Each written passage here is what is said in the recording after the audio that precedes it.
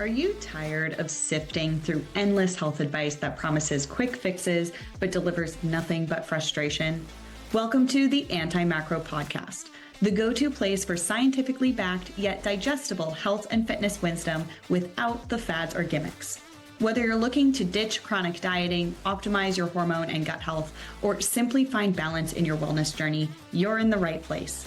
I'm Coach Diana Lee, your no-nonsense guide to transforming your health and mindset for the better. Each episode, I'll dive into topics ranging from nutrition basics to debunking common myths to cutting-edge functional health insights, sometimes featuring guest experts in the space. Get ready to learn, grow, and take actionable steps toward a healthier and happier you. So grab your favorite beverage, kick back, and let's dive in.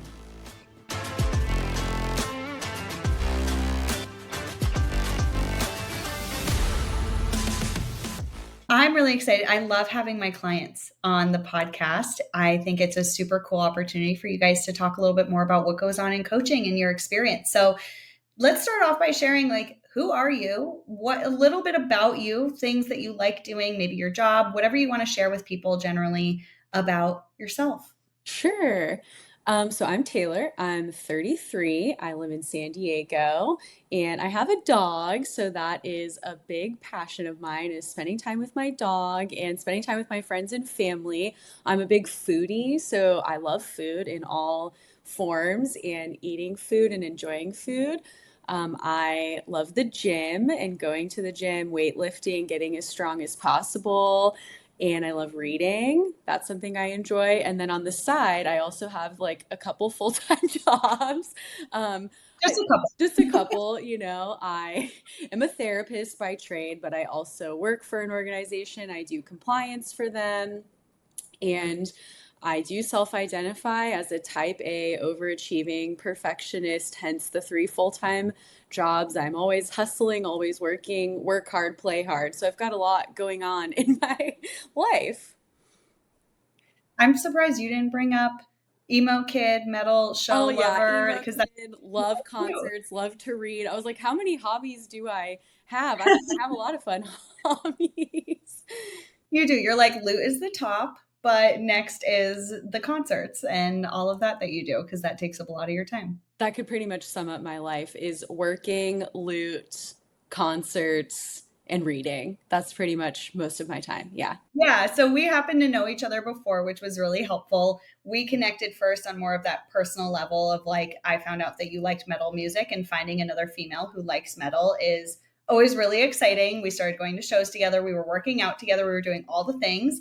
And then you were kind of watching on the sidelines as far as coaching. So what ultimately led you to kickstart coaching with me? So I have had various coaching for different reasons over the years, starting with acupuncture and more naturopathic coaching or sessions. And then I did go more of the weight loss or macro based coaching. And ever since I really got into fitness and actually caring about my health and my body, I've worked with lots of different people.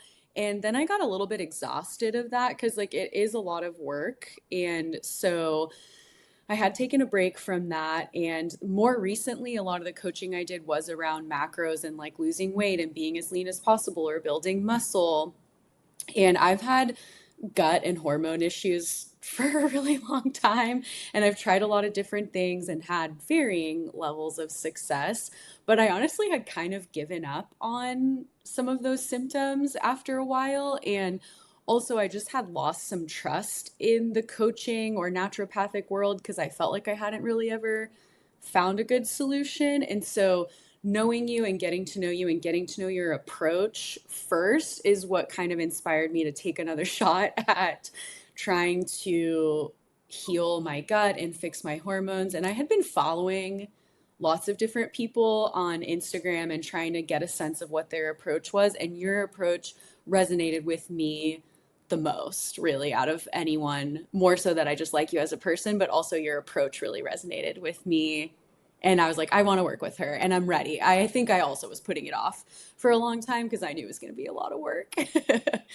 But I mean, it's good to acknowledge that, yeah, it is a lot of work. It's not necessarily easygoing. I can't do it for you as much as I would Yeah. love to. So it's always important that we're in the right headspace to take something like this on. But at the same time, also, you mentioned that you'd been dealing with hormone and gut stuff for a while. So let's backtrack. What were some of the things that you were experiencing? What is some of the stuff that you were struggling with over the years that you were struggling to find resolutions for?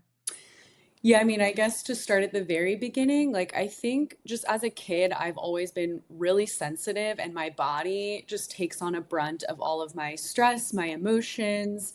As a kid, I always had a lot of like tummy troubles and just issues related to my stomach and stress and anxiety. And as a kid, I didn't really understand that. And it wasn't until later on in life, becoming a therapist, that I really learned more about the body mind connection and started to put together two and two like, oh, how I treat my body is affecting my mental health, and my mental health is affecting my body. And so I started on that journey, but I don't think I really fully understood how stress affected my body. And like I said, I'm a perfectionistic, type A overachiever. And so it's really hard for me to just accept that maybe I can't do all the things that I want to do. And I actually have to slow down and rest sometimes. So I would say about 10 years ago, 2015, I was graduating with my master's, which was a really stressful time. I was working, I was going to school, I was volunteering, I was running half marathons, I was doing a lot.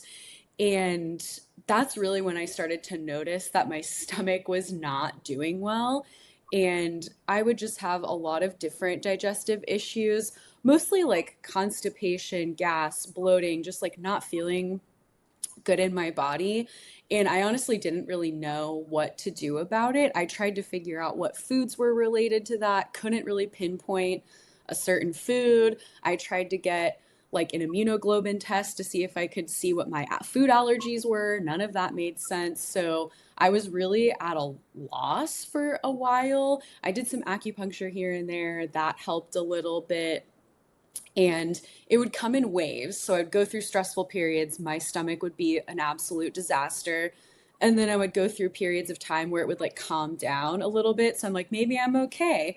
And after 10 years, I think I finally realized, you know what, I think there's something bigger going on. Maybe you should address what's going on at this point. Maybe 10 years later down the line, we should probably look into it a little bit more. But it's not to say that you weren't doing things, right? Yeah. You were going through a lot of the normal channels, doctors, Yeah. holistic practitioners, right? You've tried the things, you've worked with coaches. Did any of your previous coaches really try to tackle any of your gut health stuff, or was it really just focused on like macros, weight loss, building muscle, that whole ordeal? My previous coaches were more so focused on macros, body goals, or strength goals at the time. And I don't know if they were really equipped to even touch the like digestion goals at that time. I would even say my doctors probably weren't. My primary care physician was the first person I went to and tried to help me do low FODMAP, tried to tell me to like take probiotics or drink kombucha. And I think she was really well intentioned and also didn't really know how to help me with all of those things, because I don't think she even really understood what was going on with my body. She just kind of diagnosed me with IBS and said, here's some things you could try. Good luck. And then also kind of told me your case isn't really severe enough to do like any sort of further testing or to do more deep diving into what's going on. So that was also kind of disheartening. And I felt very dismissed, like, well, you're just stressed out and you have IBS, and this is just how you have to live. Yeah, it's so frustrating because I feel like IBS is just this label that we've put Yeah. on it that's like, this is just how you're going to live. Like, you're going to have hot girl tummy problems for the rest of your life. And, maybe take a probiotic and drink some kombucha and it'll fix it. And it's like, probably not. And what's interesting about you coming in is you are the classic, I'm doing all the right things, but I'm not seeing results. Like you were already so aware of so many things. You had that baseline understanding of what a nourishing diet looked like, how much you should be eating. You know, a lot of the people I work with are chronically dieting while over exercising versus you have worked with coaches in the past who have helped you lose weight, but not in these Yeah. crazy extremes ways, at least in the more recent times that I'm familiar with. And you were eating well, you were avoiding foods that triggered you. You were aware as a therapist like how stress was impacting your body. So there were so many areas that you were doing the right things, but you still weren't feeling well. So coming into coaching, what were some of the initial things that we changed for you that made a really big difference? It seems so simple, but honestly, mindfully eating, it like has changed my life in such a big way. And it's so silly because like I teach clients mindfulness and about mindful eating all of the time. And it's just a reminder that even we can have all the knowledge in the world, and it's so hard to apply those things to ourselves. So it was so helpful for you to break it down of like, this is what mindful eating actually looks like in the day to day. And you need to sit down, not in front of your computer. Take the time to actually chew your food and eat for more than 5 minutes and actually sit down, check in with yourself. And that simple thing helped a lot in the beginning. And that is totally the foundation for everything. We've done a lot more since then, and it wasn't like the end all be all and the fix. And it helped so much. Part of it, I think, was that I was more in tune with my body and what my body like wants and needs versus just checking off a meal off a to-do list, which I do think as someone who is in like the fitness community, sometimes we can lean into that of like food is fuel and I'm just like nourishing myself really quickly throughout my day. And we forget to kind of memorialize eating as like, okay, I'm nourishing my body and I should make this an experience for myself versus just rushing through it. I want to enjoy my meal. Yeah. And it's funny to hear you say that as a foodie, but I think it's so different, right? When you're a foodie and you love going out to eat, you love really nice dinners. And I'm sure that when you're at those nice dinners, you do eat mindfully because you're in the company of other Totally. people. And it's an experience for you. Like this is something that you do when you go out and you be social. But when you're, again, that type A overachiever working three basically full time jobs in that very, very high stress state, it's so easy to be like, a meal is just like another check off the to-do list. It's Yep. just something I need to get done.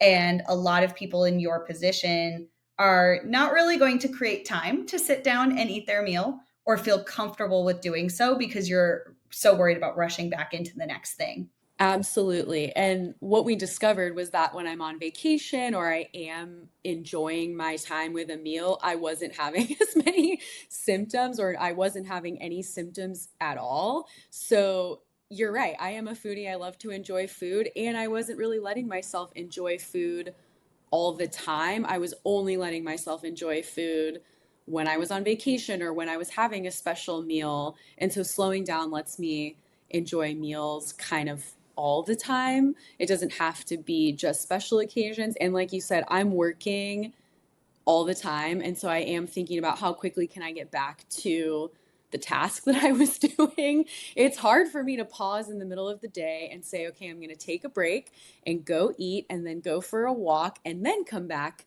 to work because I just want to get done with my work and move on to the next thing. It is hard. It's It is so hard for hard. us to. It's still hard. It's always going to be hard, I think, for me. Yeah, probably if your brain is wired that way, I have to do the same thing. Like I have to remind myself, hey, it's probably important to sit down, eat your food. I always have you guys in the back of my head being like, well, if I'm telling them to do it, I better do it myself. So you guys are that reminder for me. And so when we kickstarted things, right, we started with some of the basics. We built your foundation with mindful eating, but there weren't a ton of other basics that we needed to build. So lucky for us, we got to kind of dive right into things, which meant that we did tackle a low FODMAP approach. And with the low FODMAP approach, it is an elimination diet. We are taking foods out of the diet. And I remember when we were first starting things up, we had one of our one-on-one calls and you got a little bit teary and you were very, very nervous going into it. So what were some of your initial thoughts, feelings, reservations going into the elimination process? Oh yeah, I was having a full panic meltdown over the low I was FODMAP diet. teary. And yeah, I maybe what was good and bad for me is that I had experience with the low FODMAP diet before. And so I was nervous. What if I take all of the time and energy to remove these things from my diet and slowly reintroduce, and it doesn't work? And what if I'm going to all of this effort and nothing happens because of my previous experience? Also, with my previous experience, I knew how hard it was to eliminate all of these things. And so, thinking about going back into not being able to eat so many things, it felt very demoralizing and stressful. And also, like we said, I'm a foodie, I love food. And so, the thought of not being able to have certain things that I really enjoy, it was really disappointing. And it made me really come to terms with the fact that food is one of the ways that I connect with people. It's one of the ways that I enjoy my life. And so it was kind of a wake up call, like, okay, you do need to address this though, because it's causing you a lot of distress and pain. But yeah, it was hard. I was having a lot of sadness and fear over it, and I did not want to do it at all. I definitely was like, how do I avoid doing this? But that's not an isolated experience. And I asked you about it because I want people to hear that, and let's normalize that this can be a scary thing for people. It is challenging, but the mindset that you came around to was, okay, well, if I don't do this, I'm basically going to continue to be miserable with food lighting up my gut, right? You can be miserable in one way or another. You can be miserable staying the way that you are and continuing to have the gut health issues that you had been having for a decade at that point, technically longer, really most Really of your life, longer. but a Yeah. decade really struggling with it. Or we can try this approach, see how it goes, and try to come out on the other side. I know what we were talking about to get you through this mentally was on the other side of things, we are going to get you to a point where you can reintroduce foods back in a little bit more successfully. But you, of course, had this previous experience. So, what was different about doing the low FODMAP approach in your coaching experience with me versus what you did prior?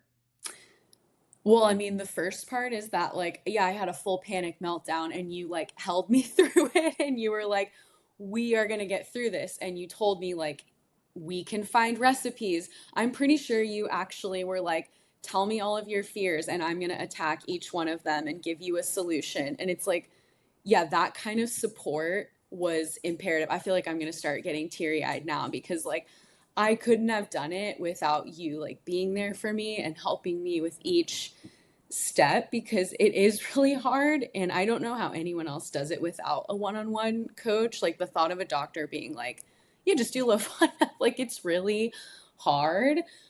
And so I needed someone to tell me, like, here's the solution to this problem that you have, or this fear, or this obstacle, and we're going to get through it together. You also reminded me of like why I'm doing it. And I'm pretty sure you specifically asked me, like, well, why are you doing this? And it was because I wanted to be able to eat things when I was out and enjoy a meal without being afraid of having symptoms.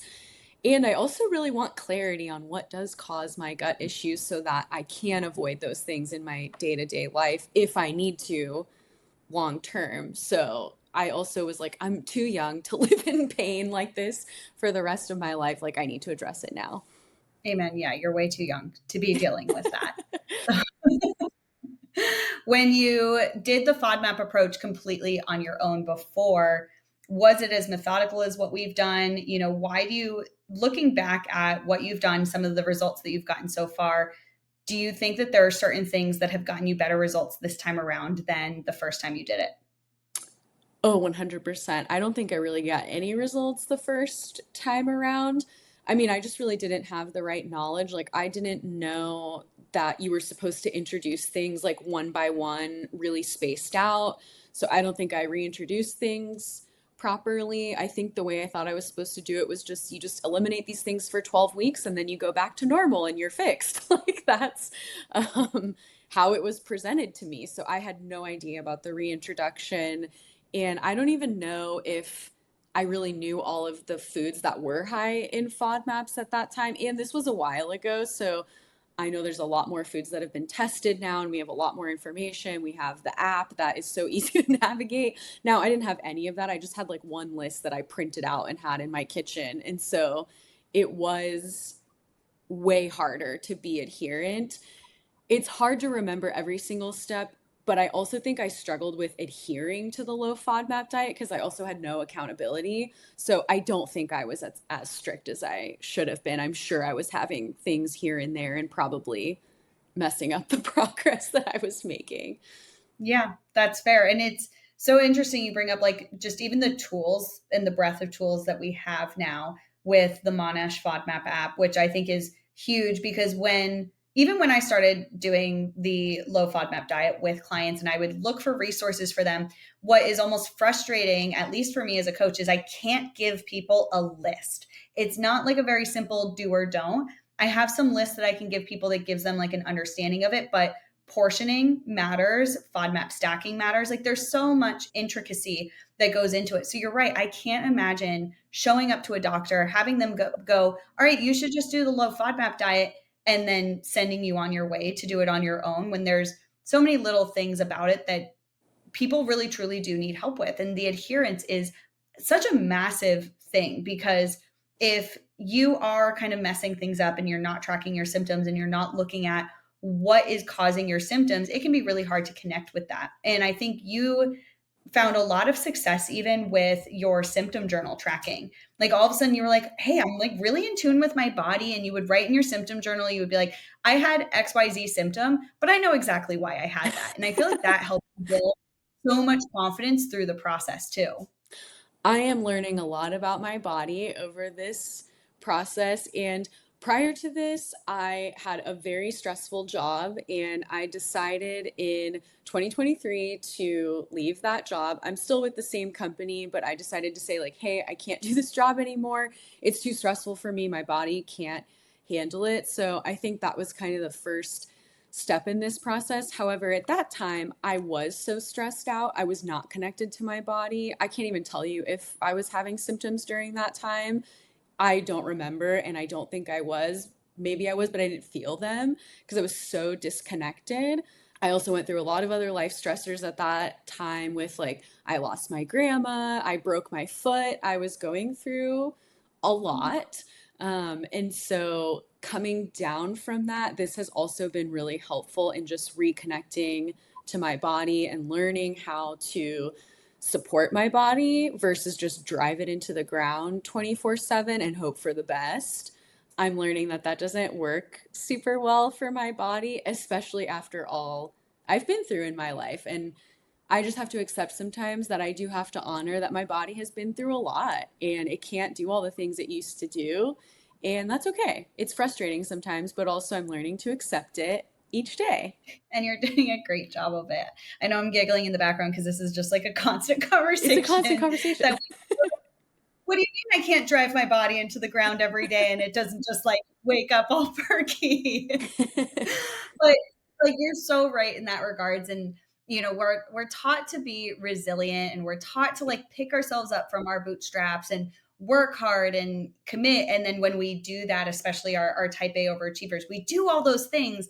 And then all of a sudden our body works against us and we can feel really lost in that. Like, why won't my body just keep up with the levels that I expect it to keep up with, right? Whether it is performance in the gym, whether it is performance at work or performance as a human in a lot of our relationships and stuff. And that is so hard to come to terms with, like, oh, rest is actually important. Healing our digestion is actually important. Like we need to pay attention to these things. And our body in a lot of ways is speaking to us. But if we're not listening, then we can't actually approach it in a way that's caring and nurturing. Yeah, and like you said, we actually have to create space to listen to our bodies. And I was not creating any space to even listen or respond. And so as soon as I slowed down from all of the stressors, I think it hit me harder of, wait, I removed all these stressors from my life. I thought quitting this really high stress job was going to fix all my problems. And here I am still struggling. So I realized I have to learn how to take care of myself in a different way. And I need to like actually address what's going on in my body because I've clearly done some damage and it's time to look at it. Yeah. So where we're at in your process now. So we've gone through the low FODMAP approach. We're actually in your reintroduction phase. So we're in the very early stages of your reintroduction phase. For those who don't know what this process is like Taylor mentioned, you don't just add everything back in. So we take a very methodical approach. We add one food at a time over the course of weeks. And we're basically almost through the initial reintroduction. We're about to start her kind of second phase of reintroduction, which is everything beyond the initial FODMAPs. But basically, where is your gut health at right now at this stage in the process? How are things feeling? What foods have you been able to reintroduce that you thought would never be reintroduced, without symptoms? And where are you at currently? I'm feeling pretty good. Well, I'll just start off with the fact that I've been able to reintroduce cauliflower and garlic, which I was very skeptical. I was like, I can't imagine a world in which I can eat garlic ever again. And so, honestly, the fact that I can have garlic is like world opening. You don't realize how many things have garlic in it until you do a low FODMAP diet. It's in everything and anything that you could ever think of. Every meat is marinated in it. So I'm really excited about that, and dairy. Really excited about that. There are a couple things that I haven't been able to successfully introduce, and that has been a little frustrating. And I keep kind of grounding myself in that at least I have the knowledge that my body is not ready to integrate this yet, and hopefully at some point it will be. And I have more control over my body and how I feel because I know what is going to potentially cause me symptoms. I will say though, even there have been times where I'm traveling or I just decide, you know what, I'm going to let myself enjoy this meal. I might have some symptoms and that's okay. Even when I do that, I have mild symptoms or sometimes I surprise myself and have no symptoms. So my body is definitely tolerating a lot more. And in general, where I started was like almost every meal I would have like burping and indigestion, like no matter what I ate. I don't have that at all anymore. Like I can eat pretty much anything without having those issues at all. It's my lower GI that gives me all of the problems. But even then, I haven't had like a full blown, like actual flare compared to pre working with you at all in this entire process, even with reintroduction, even with really stressful things going on. Even my little flares that I've had, they're very mild and I know how to respond to them. I feel like that's the biggest thing too. I will give a plug for Nerva. I actually think Nerva has been one of the most impactful things in my journey. And something we learned early on was that stress affects my gut more than anything. There probably is a food component there too, somewhere in there with the FODMAPs, but my stress is what flares up my gut when I'm going through a stressful time or I'm ruminating a lot or thinking about something a lot.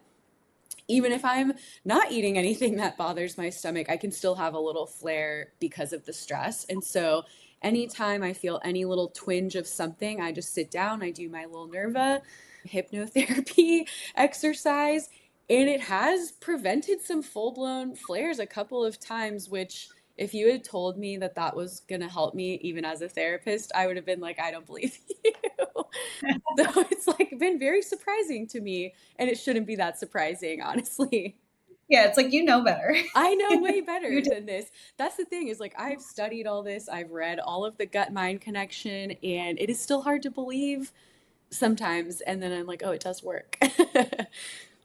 Well, it does work. So, little background on Nerva. So, I started incorporating Nerva with my clients. You are one of probably the first batch of clients that I started using Nerva with. And Nerva is a hypnotherapy app that is specifically targeted to IBS. And I remember when you started it, we were kind of laughing because we were like, okay, some of the hypnotherapy sounds a little silly because they will literally be like, like imagine my tummy has no symptoms or whatever, like So silly. little things like that. You said, you have kept up with it so well. You do it daily. You have mentioned that you use it. Something you mentioned one of your check-ins recently was You're like, I recognized that I was getting really heightened in my stress. So I took a minute. I did the Nerva app and it actively helped me prevent a flare. Like you felt so much better in your body after you did it. And it really goes to show that gut brain connection and how much stress impacts the gut, like you said, and just really reinforces that, which I think is an awesome thing, especially for someone of your nature, like the very high stress person, to recognize is like, hey, yeah, we got to get stress under control in order to get our gut health in good order. Absolutely. And now I kind of look forward to it every day. And it's the same voice in all of the hypnotherapy. And so her voice is kind of soothing. I've like memorized all of the different meditations now, but it kind of feels comforting that I know what's going to come next. I'm like, oh yeah, I know exactly which meditation this is, and I'm just going to listen to it and I know what's going to happen. And so it feels very comforting. Now it was a little strange at first, but you just get through the weird way that she talks about your gut, and then you just get used to it. Yeah, we're just talking about the tummy in weird ways, but it works, and it's kind of wild how it works. And what's cool about your journey too is that your results have not just shown through your gut health, but also through your hormone health. You even mentioned the other day that your hairdresser was like, what are you doing with your hair? Because it's so much healthier. So what are some of the additional wins that you've been celebrating through this process and some of the changes you've noticed elsewhere in your body? Hormones is really like the biggest one. I know when I first came in, I was like, well, I kind of want to look at my hormones, see what's going on there. My periods were like moderately bad. I wasn't really like dying throughout my period. And it's the same thing as women. We've been told, like, well, you're supposed to suffer through your period. So it's like, well, how much of it is it just, I thought I'm supposed to suffer every month? I was also on hormonal birth control for about 13 years. And when I was about 27, I stopped taking it because they switched the formula. And all of a sudden, I was having lots of anxiety, depression. I felt my mood was all over the place. And I was like, I can't take this anymore. It's making me feel crazy. And so I just quit birth control cold turkey. And my cycle did get a little weird after that. I started to have a lot more hormonal acne. My periods were a lot more symptomatic with cramps and PMS, which I had never really had before, especially on the pill. I had almost no symptoms at all. So my period wasn't horrible, but now there are times where my period just comes and I'm like, oh, there it is. And then it leaves. And I'm like, wow, that I barely even noticed it. Also, my skin has not been this clear in probably 5 years. Pretty much around my period, I always broke out and I knew I would break out. I knew it was coming and I'm not really breaking out anymore, which is wild. My hairdresser said my hair is the thickest and healthiest it's ever been, which I've been seeing my hairdresser for about 9 years. So she's been with me through a lot of different stuff. So the fact that she commented and noticed felt pretty meaningful since she's seen my hair through a lot. Yeah, it's awesome. The different changes that you've had. And you bring up such a good point that we're just told that our periods are supposed to suck. So even if it is moderate to mild, where we're like, okay, well, I feel cramping, I feel discomfort, I feel kind of shitty. Like one of the things that you would feel is you would be a lot more fatigued during the week leading up to your period. And we watch your aura scores a lot and your readiness would drop and all that stuff. And at one point you wrote in a check-in, you were like, my readiness hasn't dropped this week. Like my body's actually holding pretty stable. And your, what was a mild period has actually gotten more mild and more pleasant. For sure. And even in a rough month where maybe I'm having more symptoms or my period is like a little bit worse because I've had more stress, I kind of know what to expect. And even then, it's not as bad as it was before. So that's a good reminder to me as well. Again, perfectionist, type A, overachiever. I go into things and I'm like, well, it's all or nothing. Either everything's going away or this wasn't successful. And it's a good reminder that things improving even 75% is a huge improvement. It doesn't have to be perfect to be a success or to have been a lot of progress. At the end of the day, I'm still a human interacting with the world. There's going to be more stressful months. There's going to be stressful weeks. It's not always going to be perfect. And I have the tools now to know what's going on and to respond and try to do something different or even just slow down and honor that my body's been through a lot and it's telling me, hey, you've done too much And now this is why this is happening. So maybe slow down a little bit.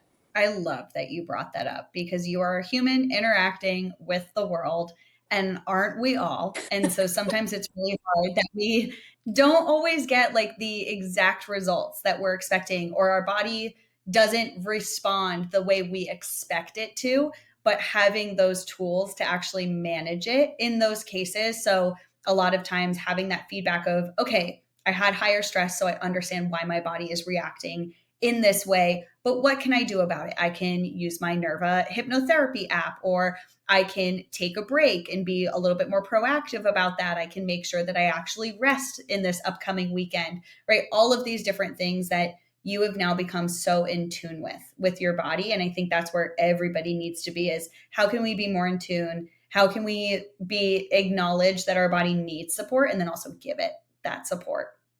For sure. And I'll just acknowledge the last 2 weeks have been really stressful. I maybe didn't make the best decisions about not resting and pushing my body. And now I'm kind of feeling it a little bit. And I knew I would. So it's like I can't act surprised when I make decisions that I know are going to impact my body in maybe not the best way. And then my body is like, yeah, I don't feel great. So it's also helpful to know that we can make whatever decision we want to make in the moment, whatever suits our life best at the time. And now I'm going into a couple weeks where I'm like, okay, well, I pushed it a little too far. I made some choices to do some big workouts during some really stressful weeks, probably not the best choice. And I'm feeling the consequences of those choices this week. And I'm like, well, that's what worked for me in that week. And I'm okay at the end of the day. Yeah, like I'm a little uncomfortable. It's not the best week for me. I'm going to rest this weekend and I'm going to take it easy. And it's like those things happen too. So I'm also just trying to be a little bit easier on myself. In the past, I think I would have been really hard on myself of like, you have to always make the best decision for your body all the time. And it's like, you know what? Sometimes life just doesn't align that way, and we do the best we can at the time, and we will figure it out later. And that's been a huge theme of your coaching, I feel like, too, because even through the low FODMAP approach, one of the mindset pieces that we worked on, especially when you traveled, when you went out to Yeah. eat, was like, it's probably not going to be perfect. And that's okay. And we have to be okay with that. So it was going into situations, doing the best that you possibly could, tracking your symptoms and going, did we still see progress? Right. Yeah. And looking for little wins. Like, yeah, I was symptomatic, but I was less symptomatic, or my body was more resilient and actually recovered faster from a symptom flare after it was triggered. And little things like that, that I also think helped you stay on course better through this process, rather than having that very all or nothing thinking that I think is very easy to fall into with a low FODMAP or elimination diet approach. I'm so glad you brought up eating out, because that is the hardest. That was the hardest part of low FODMAP for me. At first, I was just trying to avoid eating out at all costs. That only lasted so long. It's impossible to avoid eating out for, 5, 6 months. Like it's gonna come up. And my first couple of attempts at eating out, I was trying to be absolutely perfect. And it was stressing me out so much that I think it was counterintuitive, honestly, or counterproductive. And so after those first couple times, as I started to embrace, let me just highlight what are the things that I want to be the most mindful about avoiding, and what can I kind of, it's okay if a couple ingredients slip in, I'll be okay. It's one meal, I'll recover from it. And that helped me just have a lot less anxiety in restaurants. It's hard when you're eating out with other people and you're trying to list all the things you can't eat to the waiter, and they feel flustered because they're like, oh my gosh, this girl can't eat anything in this restaurant. And I was stressing them out. But on the flip side, there were also a lot of restaurants and a lot of servers that were so empathetic and kind and made me the most amazing meals. So I had a lot of varying experiences along the way. It also taught me to advocate for myself. I'm sure you remember I was like terrified to call the restaurant or to tell the waitress or waiter that I couldn't have something. And so now I'm like, these are all the things I can't have.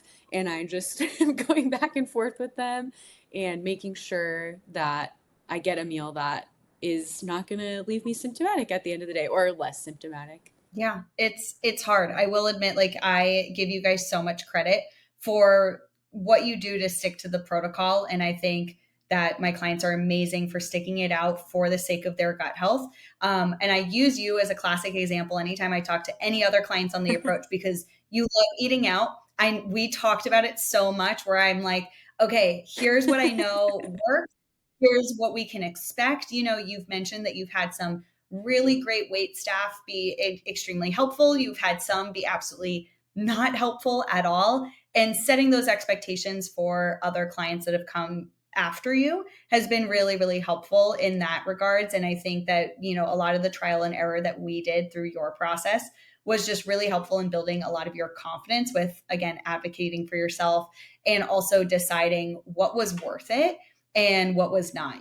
We at one point we had a conversation about cake and you were like, okay, so if I get this like gluten-free, dairy-free cake for my friend's birthday, I'll have a slice. And I was like, I think you're mitigating a lot of the, potential triggers here. And if you have a small slice, just pay attention to your body, see how it responds and go for it. Like if this is something that is meaningful to you, it can be worthwhile. And I think you got through with eating the cake without an issue. Yeah, I did. And I really got through that trip without many issues. That was one of the trips where I had an amazing meal, that the wait staff was so helpful and supportive and really wanted me to have a good meal. So overall, that was a good trip. And I also had a couple trips where the first couple meals were a little stressful. And so I eased up a little bit and said, you know what, we're just going to do our best on this trip and try to get through and also nourish your body, because it's also hard sometimes when you feel like you can't eat anything and you're like, well, I'm really hungry. Like, what am I going to eat? And so ultimately at the end of the day, I was like, I got to nourish myself. So I'm going to have to eat something and try to figure it out. And it was good to come back to basics around, again, it doesn't have to be perfect. It's better to nourish your body and to just reduce the stress around what you're eating and just like get something in your body so that you can play and have fun and enjoy the trip at the end of the day. Totally. Because again, when we're talking about stress, right, if we can lower our stress, it's probably going to be better for our gut. And if we're stressing out about what we're eating, that can just lead to more symptoms. So I think it's awesome that you created almost like this framework for yourself of here are the things that I can do. And if this doesn't work, we'll try this and we'll ease back here. And it obviously happened through trial and error. You just kind of have to learn as you go. Yeah. There's really no other way around it. Like every single person who does this process is going to have a different experience because you just live a different life. And so everyone needs to figure out what works for them. And for you in one-on-one coaching, it was really helpful because we work together through a lot of it. Yeah. So I think that's huge. Now, if somebody is on the fence about coaching, especially if they're going into coaching with gut health issues and they're really, really worried that they're going to have to go on an elimination diet, do you have any advice for them or what would you say to them? Ooh, it's hard. I wish I had done it sooner. If you're on the fence, I wish I had done it sooner. I wish I had addressed this a long time ago. I was afraid to do it. I thought it would be a lot of work. It has been a lot of work, but not as much work as I thought it would be, honestly. And just like anything new, it's hard at first and then you get used to it. And so I think it's like, well, when's a better time to address your gut health? I know a lot of people think about, well, I'll do it when I'm less stressed out or when I have less stuff going on. And what I will say is that it's kind of good to have stuff going on in your life because that's realistic life. I have been able to travel and hang out with friends and do all of the things in my daily life. I've had stressful work weeks. I've had to travel for work. And those are the things that we can't really control. And doing all of that through the gut protocol has taught me how to navigate those real life issues. So if someone is telling themselves like, oh, I want to wait for a better time, there's never really going to be a good time to do it. You can't put your life on pause. If I could put my life on pause, I probably wouldn't have as many gut issues. So I have to learn how to navigate the stressors of my life. They're not going anywhere anytime soon. Yeah, I wish we could just like put a pause on life just to heal our gut, but unfortunately it doesn't work that way. And you are like a very classic case of somebody who was very able to live your life while going through the gut protocol? Like, was it more difficult? Yes. Were there challenges and obstacles that you faced? Absolutely. But did it probably help you build a little bit more resilience, a little Yeah. bit more connection to your body? Yeah, yeah, absolutely. So you're definitely living proof that you can still do the things, you can still live your life, you can still learn to manage stress on the go. I think that's even more so more important is like a lot of people wait until things are less stressful. But if let's say we heal your gut during a less stressful period of time and then life stress picks back up again, and that is a trigger and you did not develop the tools to cope with stress, guess what? It's probably going to flare your gut again. Absolutely. Absolutely. And that's really my hope, is that I get out of this, that when big stressors do come back up, that I have the tools to manage them and to navigate them without completely destroying my body in the way I have before. That's really the ultimate goal, I think, because it's going to be a lifelong journey. And I know that it's going to be a lifelong journey of managing my stress. That's really my takeaway from this whole process, is that if I don't manage my stress, it's just going to come back tenfold. And all of the things that I did before that would provide a little bit of relief and then I would slip back in, it's because I didn't have tools to manage the connection between my stress and my gut symptoms. Amen. Yeah. The stress is always going to come back. It's always going to be there. We're always going to go through life stressors. It just comes down to how do we deal with it and how do we manage it? So we're coming out of your gut protocol. We're basically at the tail end of things with your reintroduction phase, but looking ahead, what do you hope is next for you? What are some of the things that you're looking forward to or that you want to work on in the future? Well, I'm looking forward to finishing my reintroduction. There's a lot of things I haven't had in 5 months, and now I've taken a little bit of pressure off of wanting it to go really well, and now I'm just like more curious of like, okay, let's see how this goes. Taking something out of my diet doesn't feel as scary anymore, and so I'm just a little bit more open to like, well, let's see how it goes. And so I guess also I'm hoping to reintroduce as many things as possible. And also, if there are things I can't have, just learn how to live within that, limit things I can't have, and be okay with that. Also, I still want to work on learning how to manage my stress on my body, things that I don't think of as stress on my body, like working out or doing work at night for my second and third jobs. Um, I don't take those things into account when I'm thinking about stress management. And like you said, I think of myself as a very resilient, stress tolerant person. And in a lot of ways, I am. However, it catches up to me, and I need to be better about recognizing those early signs that I'm heading towards a little bit of burnout and kind of head it off at the pass. So I think in this next phase, working on really even more so optimizing adrenal glands, cortisol, hormones, and how that's playing into stress now that my gut has stabilized really for the most part. It's stable like 98% of the time. 98% is such a beautiful number when we really think about it. It really is. It's 98%. so minimal.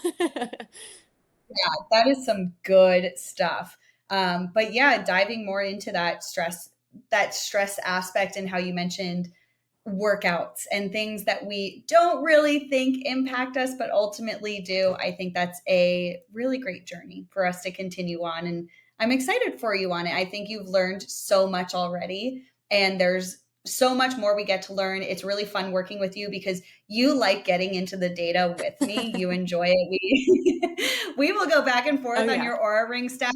Okay, what is this? What's happening here? What is your body telling you? And we really like diving into that. I think it's been awesome that you have enjoyed that part of the process and that you're curious, you ask questions, and you bring up a lot of that. So I think it's been really fun. I love to ask questions. I'm like, am I dying? Am I okay? Why does Aura think I'm dying? But like, the Aura ring can be a mean mistress. She's like, you're not doing well, actually. I hate to break it to you. But you've been stressed for a really long time today. And she's right most of the time. And I'm like, shh. I don't want to hear from you, Aura. And she's like, no, I think you're unwell. And then it all hits me and I'm like, oh, I think she was right. The wearable really told me, didn't it? But yeah, it's good lessons to be learned, but also trusting yourself, trusting your body, and learning how to like use a lot of that data, but also verify it from deep within. So that way you trust yourself too. Yeah, I love data. We love going back and forth on the data, and I can get a little caught in the weeds on the data. So it is a good reminder, like you said, to learn just to trust your body. And if you feel okay, like it's okay. Just keep going about your day and do whatever you need to do. Your body knows best. Yeah, hell yeah. Any final words for the listeners? Last kind of thoughts on just anything we discussed, your process or anything like that? I mean, I think the biggest thing I would say, which I'm biased because I have worked with you now for a while and I know you outside of the work we do together, but even just getting to work with you outside of our friendship, I was so amazed with how much knowledge you have, Diana, and that's something that I really value in someone I'm working with is someone that has the knowledge or will go find it, and if I have a question, will figure it out with me. And so anytime something happens, I just trust that you either know or you'll figure it out. And I think that's invaluable in a coach. So I just want to tell you that. And I also want everyone else to know that because there's so many different people in this space that you can work with. And so I just want people to know how amazing you are and that there's no possible way I could have done any of this without you. And it also helps that I see you a lot. And so I'd like have little panic moments in the morning at the gym and be like, Diana, I'm like falling apart. You're like, it's okay. We're going to talk about it. It's going to be fine. So I just message you whenever I'm panicking and you like soothe me and calm me down. You're like, it's going to be okay. We're going to get through this. So you're like my also life coach and you're just like helping me get through all of the hard things in my life. Thanks. My eyes are a little wet now. Oh. I appreciate it so much. And thanks for coming on and sharing your experience because I think it's so helpful for other people to hear, like somebody who's been in the weeds with it, what it's like. And I think your story is so relatable. Thank you. It was helpful to hear other people's stories before mine. So I wanted to come on here and talk about it so that other people who are scared and nervous like I was, maybe it could ease them into making a choice for their health. Because I get it. It's hard. I sat on it for a long time. I waited for so long. How many times did I tell you, Diana, like, I'm going to work with you eventually. It's going to happen. I'm suffering and one day I'll get to it, but not today. Yeah, and I remember when you pulled the trigger, it was like Black Friday of late last year. And I had my options of like either start now or delay your start. And you were like, I mean, screw it. I need it right now. Like, let's just start. Let's get to work. Like, I've already been pushing this off long enough. So we're doing it. And you dove right in. I sure did. Yeah. It feels like a long time, but also not a long time. I don't know how to describe it. Yeah, no, it does feel like it went really, really fast. It's my new norm now is just tracking my gut symptoms, tracking my hormones, and paying attention to my body. It's just normal now. Yeah, it's just a natural part of it. Well, thank you for sharing your story. I think this was amazing. Thanks for having me on. Thanks for tuning in to another episode of the Anti-Macro Podcast. I hope you found today's insights valuable and actionable for your own wellness journey. Remember, true transformation comes from consistent, intentional steps forward. If you enjoyed today's episode and want to stay updated on all things health and fitness, be sure to hit that subscribe button so you never miss a new episode. I release fresh content bi-weekly every Wednesday to keep you inspired and informed. And hey, if you loved what you heard, I'd be thrilled if you could take a moment to share this podcast with a friend or family member who might benefit from it. By sharing it with others, you're helping them on their wellness journey too. Keep striving for progress, not perfection, and I'll catch you next time.